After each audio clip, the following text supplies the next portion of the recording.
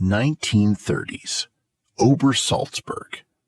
High in the Bavarian Alps, Adolf Hitler's mountain retreat has become the unofficial center of power in Nazi Germany.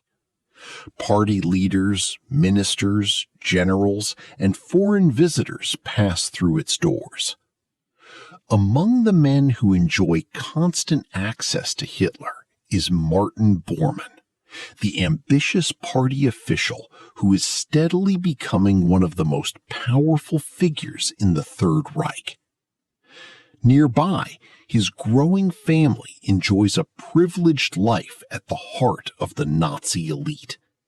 Their children play in the shadow of Hitler's residence, growing up closer to power than almost any other children in Germany.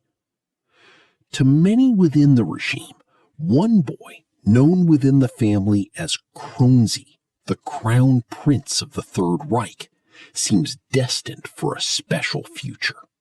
As the son of Hitler's trusted private secretary, he grows up closer to the center of Nazi power than almost any other German child. Yet the path his life will ultimately take could not be further from the world into which he was born. His name is Martin Adolf Bormann. Martin Adolf Bormann was born on 14 April 1930 in Grunwald, a suburb to the south of Munich. He was the eldest of 10 children of Martin Bormann, the future head of the Nazi Party Chancellery and private secretary to Adolf Hitler. His mother was Gerda Buck, the daughter of Walter Buck, the longtime chairman of the Nazi Party's internal court. The household was shaped by ideology as much as by family routine. Martin Bormann Sr. was one of the most powerful and feared figures in the Third Reich, a man who made himself indispensable to Hitler by controlling access to him and by processing virtually every piece of civilian paperwork that crossed the Führer's desk. His wife shared his convictions fully. Gerda Bormann was a devoted National Socialist who treated the production of children as a political duty, eventually bearing 10 of them. In letters she wrote to her husband at the front, she dismissed compassion as weakness, and herself suggested polygamy to her husband in an effort to increase the birth rate in Nazi Germany. The children were baptized selectively. Martin Adolf was received into the German Evangelical Church, with Hitler named as his godfather in a largely ceremonial gesture. But as their parents' hostility to organized Christianity deepened, later children were not baptized at all. From his earliest years, Martin Adolf was immersed in the world of Nazi leadership. During the war years, the family lived partly at Obersalzberg, the fortified mountain retreat near Berchtesgaden in the Bavarian Alps, where his father had overseen the construction of an entire complex of villas, roads, and barracks around Hitler's residence, the Berghof. The Bormann children were regular visitors there. One much-cited episode dates from when Martin Adolf was around 8 years old. Brought before the Führer, the boy raised his arm and called out, "Heil Hitler, mein Führer," only to receive an immediate slap from his father. He had forgotten that in Hitler's presence one said Heil alone, not Heil Hitler. In 1940, at the age of 10, Martin Adolf was sent to the Reichsschule Feldafing, an elite boarding school established by the Nazi Party in 1933, located on the shore of Lake Starnberg in Bavaria. The school was established to shape an ideological elite, future leaders of the party and the state. Martin Adolf spent 5 years there, absorbing Nazi doctrine, undergoing physical training, and being prepared for a role in a world that was visibly collapsing around him, even as his education continued. He remained, by his own later account, an ardent young Nazi throughout, fully committed to the ideology his parents had instilled in him since childhood.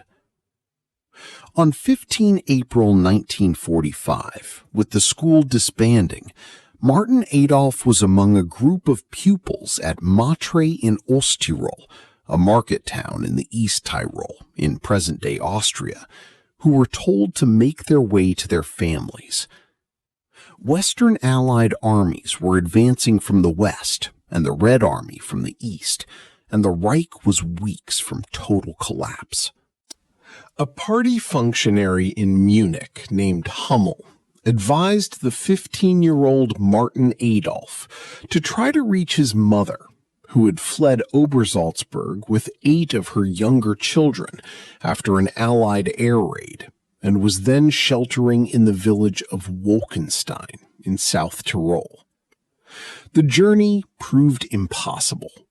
Transport had broken down, roads were choked with retreating columns, and all authority was disintegrating. Martin Adolf found himself stranded in Salzburg, where the local Gauleiter, the Nazi regional leader, Gustav Adolf Schiele, provided him with false identity papers. He found shelter with a farmer, Nicholas Hohenwater, at a farmstead called the Querleitnerhof, halfway up a mountain in the Salzburg Alps. He gave a false name and said nothing of who he was. Meanwhile, Hitler committed suicide on 30 April 1945, and Berlin fell. In the chaos of the final breakout attempt, Martin Bormann Sr. disappeared. Eyewitnesses reported seeing him flee with a small group in the early hours of 2 May 1945, heading through a burning city under Soviet fire. After that, nothing. His wife, interrogated by Allied intelligence officers after her capture in Italy, could not account for him. Her own health was failing rapidly. In the autumn of 1945, she was transferred to the prison hospital in Murano, a town in the South Tyrol, where doctors discovered uterine cancer. She died there on 23 March 1946, aged 36. In the meantime, the farmer treated former crown prince of Nazi Germany as if he were his own son. This remained the case even after Bormann revealed his identity to him in October 1946, when he learned that his father had been sentenced to death in absentia. Instead of reporting him, Hohenwater turned to the local priest, whereupon the priest of the Maria Kirchental pilgrimage church took him into his home. During this period, Martin Adolf was confronted for the first time with the full scale of the crimes committed by the regime he had been raised to serve. He also experienced the assistance and kindness of Catholic believers and church authorities. Together, these influences led him to convert to Catholicism. The faith that Martin Adolf was now embracing represented a complete reversal of everything his upbringing had intended for him. While serving as an altar boy at Maria Kirchental, he was arrested by American intelligence officers and taken to Zell am See, a town in the Austrian state of Salzburg, for several days of interrogation. The Americans wanted to know the whereabouts of his father. He genuinely did not know.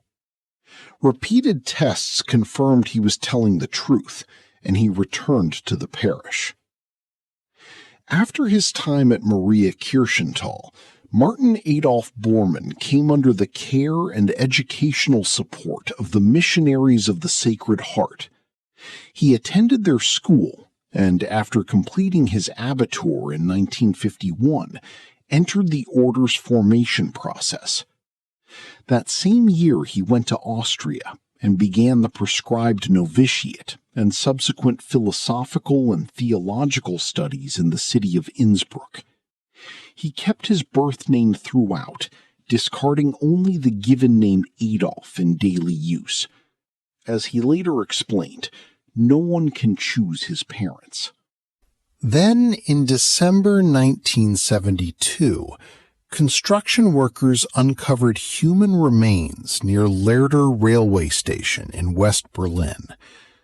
Glass fragments found embedded in the jaw of the skeleton suggested death by a cyanide capsule.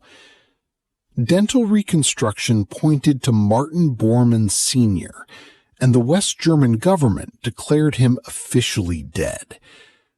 But doubts persisted, and it was not until 1998 that DNA testing, comparing the remains against a sample from a living relative, confirmed the identification beyond doubt.